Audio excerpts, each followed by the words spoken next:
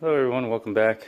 This episode I'm going to go over the Mariner Raider heavy duty boater's bag. This is what I'm going to be using when I do go kayaking, and plus I want to test it if you put a dry bag, which this is kind of like a dry bag, it's heavy duty. I got it for several reasons. One, that it's a dry bag. Second, it's a pretty big dry bag. Third, that it's also a backpack. So I do plan on kayaking and then hopping over to the next man-made lake, kayaking around there, hopping over to the next man-made lake. There's a lot of man-made lakes just in my community. They're kind of separated. They're connected with some kind of tunneling or underground kind of water tunnel, but I don't think I can get through them with the kayak, so I have to like get out, cross the road, and jump on to the next lake. They're interconnected, but they're separated, or they have some kind of road overpass. So I figured I just put everything in this bag and just grab it or leave it in the kayak and just haul the kayak over to the next lake or retention pond or creek or whatever, and then just be on my way. So a couple of reasons. So another reason why I got this particular bag was because it is big. It is literally, what is it? It's 11 inches by 26 inches, which is pretty big. It's probably the biggest one I've kind of seen so far. 45 liter dry bag is what it is. And the thing I'm going to do, or I'm going to try to do, if you've seen my other videos, I have a Pelican Pursuit 80X.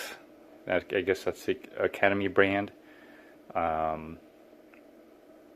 When you capsize it, or when there's a lot of water in it, there's really no way you can really re-enter in my opinion.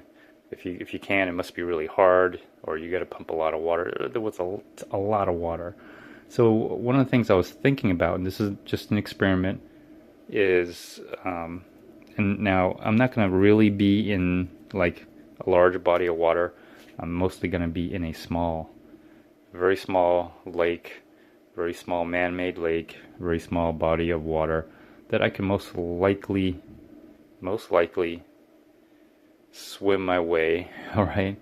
Most likely. But it might be big enough where I would like to wander a little bit more, but at the same time, I do have to stay closer to the shore. But I don't want to always stay close to the shore. So if I ever do, fall over, which I don't think I will, because there's not a lot of waves or anything. I've got to be really be careless to tip over, but you never know. So one of the things I'm going to try to do an experiment on is to put this in the front compartment where most of the water gets into, and that's why the kayak just tips over. I'm going to see if I can create enough buoyancy with this bag where it will lift the boat, the front part, enough for me to re-enter into the kayak and then somehow pump the water out. I'm going to have to perhaps get a pump. But if anything, I know that if I do tip over, everything I have in here will be good. Now, I got the life vest. This is just the setup I put together. I'll get to the dry bag here. So let's just go over some things here. So let me take off the backpack and everything, or not the backpack, the vest. Excuse me, my thumb is still healing, and even with my good thumb, it's still really hard to get off. These are really strong buckles.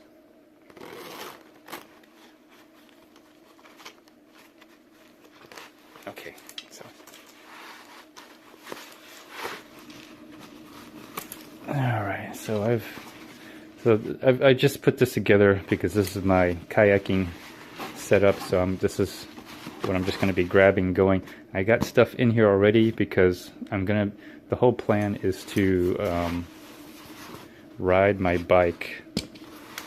All right, ride the kayak, tow the kayak on a WeRide co-pilot. All right, so that's the vest. Now I'll just put the vest away. So this is kind of what it looks like. Here's the backpack part. Okay, it has some mesh in here. You seen me already take this out. On the top part here, I'm going to try to put you in pan mode now. Okay, I'm just checking if it's pan mode. It is in pan mode. So the top part here has some buckles.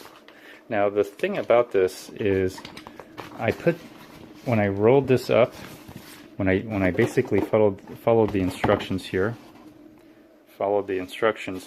at first there was a lot of air.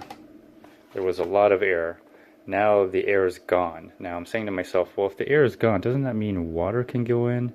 Maybe air is thinner, that's why it can escape, but water is a little bit thicker and won't enter into the bag. I don't know. Anyways, so, and the other thing is, it does have this this bungee system here, which I like. So this is kind of what it looks like. So I rolled it up 4 times, and I'm a little new to the whole dry bag system, but there's no Ziploc here. You just close it and just literally turn it over 3 times is what it's recommended. Fold 3 times, but I mean I can just keep on going all the way, and see it's just, if you look at it now, it's just literally full of air, but once it ties down, the air escapes. So whatever is in here is what's holding it together. Anyways, if you're wondering what's in here, I'm not going to take it out. I'm just going to show you. Is first of all, I guess I will take it out because I just wanted to test it. But this is basically what I'm going to be putting in the bag here.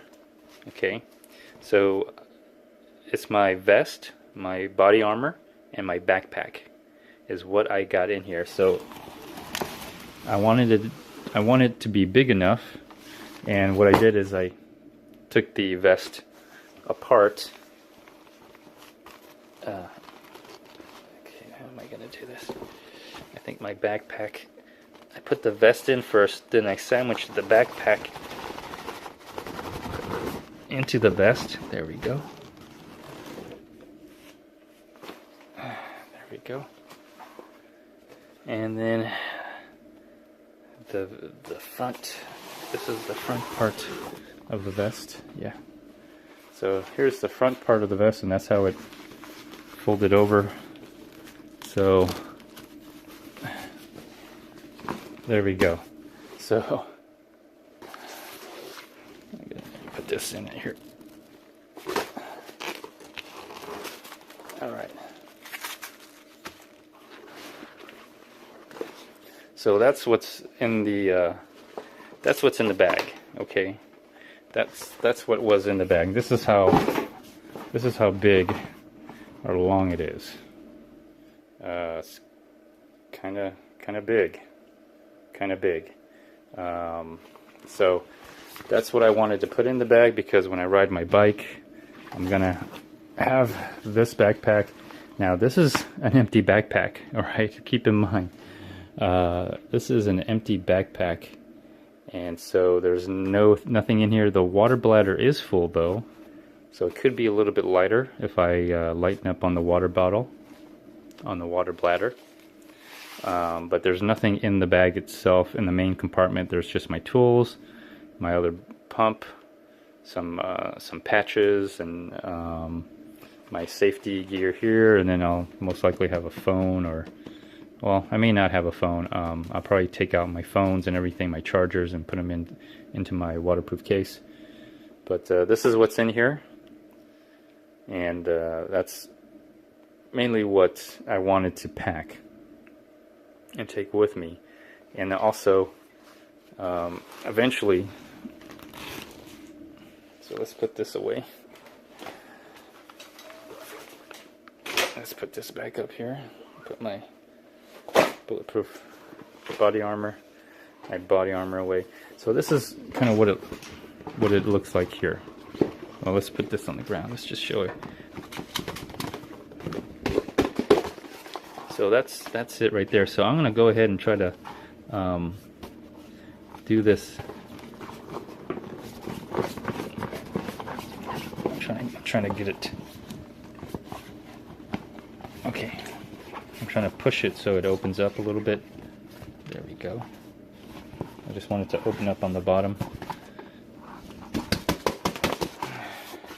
Okay, so that's kind of what it looks like inside, and then I'll roll it, and I think it's supposed to be rolled this way. So let me try to get as much air in here, and then okay. So 1, 2, 3, and I'm gonna go 4 because it's empty. 4.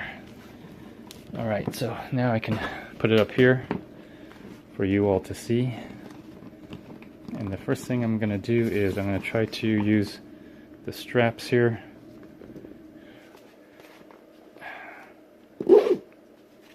to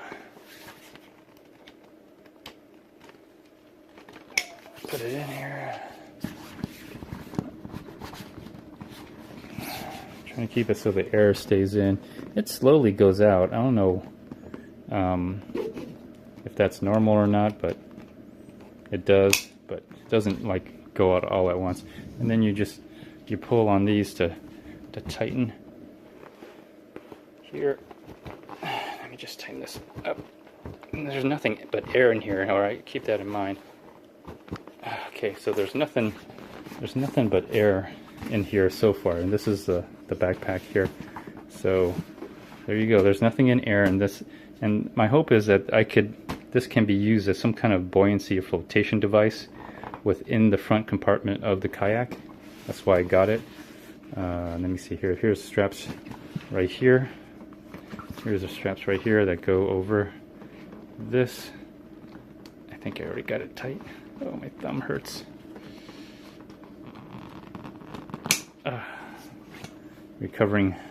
Still recovering from that bike injury that I had.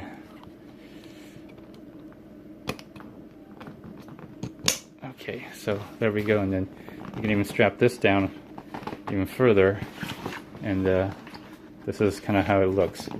So there's nothing in here. All right, there's nothing in here but air. Essentially, that's nothing in here but air. And so this is kind of what it looks like. So this probably is your typical 44 liter. Although in the bag, you could probably put a little bit more. Let me see, I'm just seeing if any air is gonna come out of here. It most likely will. But you could, as you see in the box here, you could probably put more in here, so it still has a little bit more room that you could put on. And then of course you have the backpack, and then this handle right here is really useful, as you saw how I had it. What I do is, since this is obviously going to be used with and has a bungee strap, I haven't figured out what I'm going to do, but I'll probably do something here, but whatever. I'm eventually going to try to put some kind of I'm going to rope it down in the front compartment. I haven't quite figured it out. I'm thinking about using some D-rings, perhaps drilling some holes in the front compartment. It's already an empty space, to put some kind of rope system. I'm also thinking about putting handles on my kayak, so handles on the side, so some way of tying this down into the front compartment. So you can see it's already losing some air. It's getting smaller and smaller, and you know. So, but anyways, most of the volume is still in here, as you can see. Anyways, here, I'll show you how I set this up.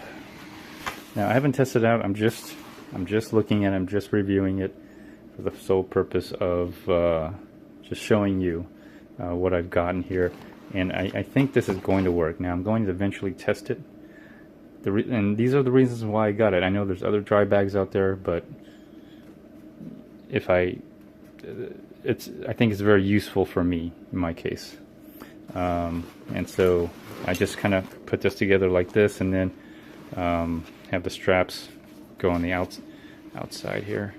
Let me show you on one side. And so when I'm ready to go kayaking, I can just go. I don't have to. There we go. So, and then this goes on the inside here. There we go.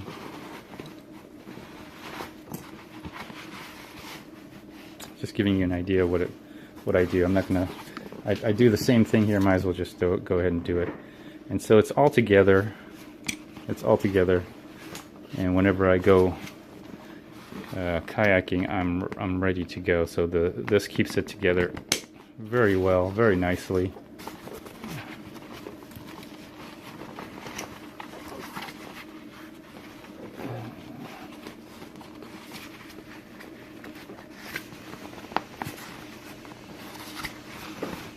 There we go.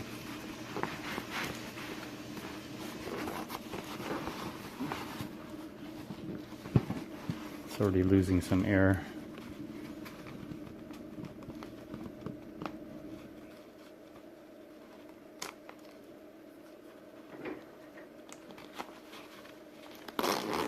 Anyways, there you go. So see, it's already losing air. It's good to have something in there to keep its shape, but I guess already losing some air here, which is kind of weird. But anyways,